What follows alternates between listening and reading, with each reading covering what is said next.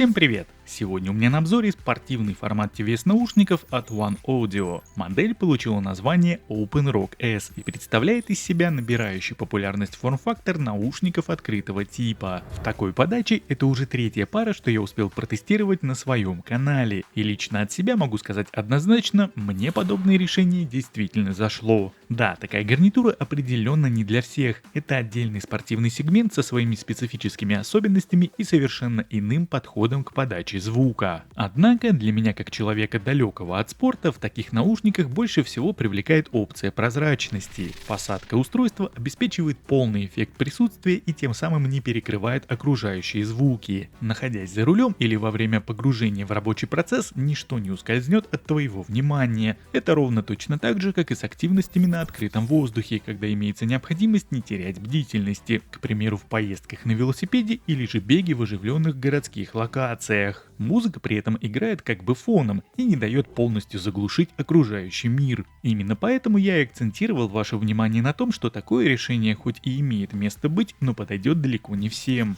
Зарядный кейс имеет довольно внушительные габаритные размеры, хотя для подобного формата наушников это не редкость. В случае с OpenRock S он очень похож на футляр для очков, вытянутый и плоский. На передней стороне поместили светодиодный индикатор заряда с 4 лампами, а сзади находится разъем для провода. Беспроводной зарядки здесь не предусмотрено. Кнопка для сопряжения и сброса расположена внутри между посадочными местами наушников. Петля крышки пластиковая со встроенным доводчиком и фиксатором, что очень помогает при извлечении наушников. Подключение гарнитуры к смартфону происходит по открытию крышки. За связь отвечает современный Bluetooth модуль версии 5.3. Кейс собран качественно из хороших материалов, все детали подогнаны отлично. В принципе и про наушники я могу сказать все то же самое. Пластик качественный, сборка превосходная. Сетки в местах подачи звука выполнены в виде металлических перфорированных пластин. Заявлен класс защиты от воды по стандарту IPX5, что от пота и дождика убережет без проблем. Несмотря на свою визуальную громоздкость, наушники не доставляют дискомфорта даже при длительном использовании. Вес распределен равномерно, а изгиб заушин можно подобрать под себя. В средней части дуги имеются гибкие силиконовые вставки, которые можно регулировать. Управление функциями мультимедиа реализовано посредством сенсоров, которые расположены на внешних сторонах корпусов в районе надписей OpenRock. Датчики очень отзывчивые и хорошо распознают действия. В силу того, что фирменного приложения для данной модели у производителя не предусмотрено, все имеющееся управление зашито здесь на постоянной основе. Двойное касание по любому из наушников ставит трек на паузу либо возобновляет прослушивание. Во время телефонного звонка это же действие позволит ответить на вызов или положить трубку. Удержанием пальцев 2 секунды переключает композиции между собой. На правом наушнике вперед, на левом назад. Данным действием также можно отклонить и входящий звонок при его поступлении на смартфон. А вот управление громкостью здесь, к сожалению, не прописали, хотя подобная функция вполне могла бы быть реализована и на одинарный тап. При этом под тройное касание отдали функцию вызова голосового ассистента. Кто-то, возможно, его использует чаще, чем я, но лично я именно в наушниках вообще никогда.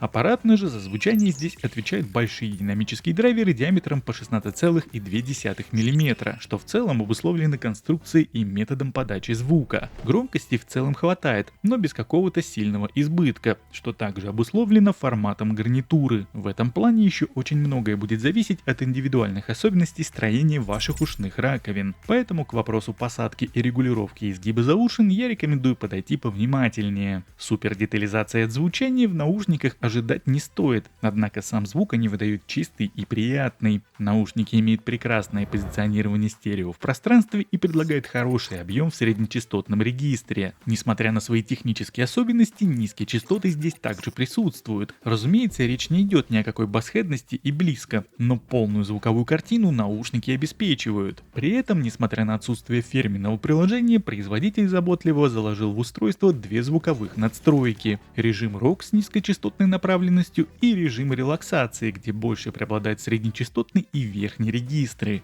По умолчанию из коробки установлен режим ROG, а переключиться на другой позволит действие по одновременному удержанию сенсора в течение 2 секунд. Как по мне, релакс-режим звучит недостаточно ярко, но возможно кому-то так понравится больше. Таким образом, звучание из наушников выходит вполне себе внятное, слушать можно все что угодно без перегрузов и каши. Однако я еще раз повторюсь, что формат устройства необходимо учитывать. Здесь надо четко понимать, для каких целей вы берете данные наушники. Лично я свое видение озвучил в самом начале. Для прослушивания музыки фоном и создания определенного настроения такой формат очень даже ничего. Это как две маленьких беспроводных колонки на ваших ушах, звук из которых слышите только вы. И не мешайте при этом окружающим. Тем более, что и громкости на это дело здесь будет достаточно. Свой тест автономности я, как обычно, проводил на 100% уровне громкости и на максимальном аудиокодеке AAC, помимо которого здесь также имеется и стандартный SBC. И вот при таких раскладах на одном заряде я получил результат в 6 часов и 18 минут, что, учитывая размеры динамиков, очень даже неплохой показатель. Самим же производителем заявлено порядка 19 часов на одном заряде, но, как мы все прекрасно знаем, такое возможно лишь при прослушивании музыки на громкости не более 50%.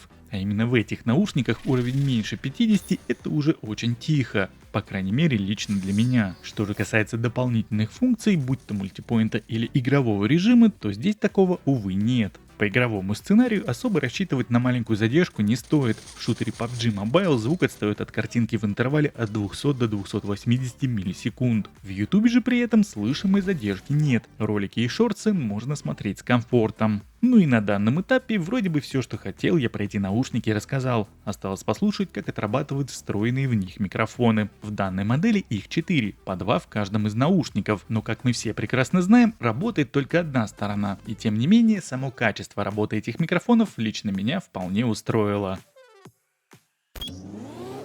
Итак, друзья, у нас по традиции автомобильное тестирование. Первое тестирование сегодняшних микрофончиков в наушниках OpenRock S от компании One Audio. Собственно, вот таким вот образом происходит запись у нас в закрытом автомобиле. Ну и по традиции я сейчас буду открывать окна с двух сторон, чтобы создать искусственно сильную нагрузку. Вот таким вот образом я открываю. И у меня с двух сторон задувает в уши ветер. Здесь очень сильный поток воздуха, плюс очень шумит дорога, машин много. Утро примерно как-то так, с таким вот сильным шумом справляются здесь шумоподавляющие микрофоны. А вот небольшой пример работы микрофонов в наушниках OpenRock S. В торговом центре я сейчас нахожусь, рядом сейчас, кстати, играет музычка в колонке. Народу здесь немного, но в целом, как и в любом помещении, таком большом, здесь довольно-таки шумно. Так что можно примерно прикинуть, как вас будет слышать собеседник вот в таких условиях эксплуатации. Ну и подводя сегодня некий итог, могу сказать, что в целом OpenRock S от One Audio получились довольно интересными наушниками, но не без недостатков. Если сравнивать все три модели, что я обозревал в таком формате, то по качеству сборки, микрофонам и звучанию One Audio лидирует. Однако при этом фирменное приложение, к сожалению, отсутствует, ровно как и отсутствует здесь и возможность регулировки громкости, что в случае со спортивной направленностью опция довольно нужная. При этом я не устану напоминать, что это далеко не универсальный вариант гарнитуры на каждый день. Да, наушники лично для меня оказались очень удобными. На протяжении всего времени тестирования ходить в них я не уставал. Но это устройство условно нишевое, созданное для определенных сценариев и задач. И вот если все вышеизложенное в моем обзоре лично вам подходит, то наушники можно смело покупать. Ну и на этой прекрасной ноте я, пожалуй, буду закругляться. Спасибо, что посмотрели это видео. Лайк, подписка по желанию и до встречи в моих следующих обзорах. Пока-пока.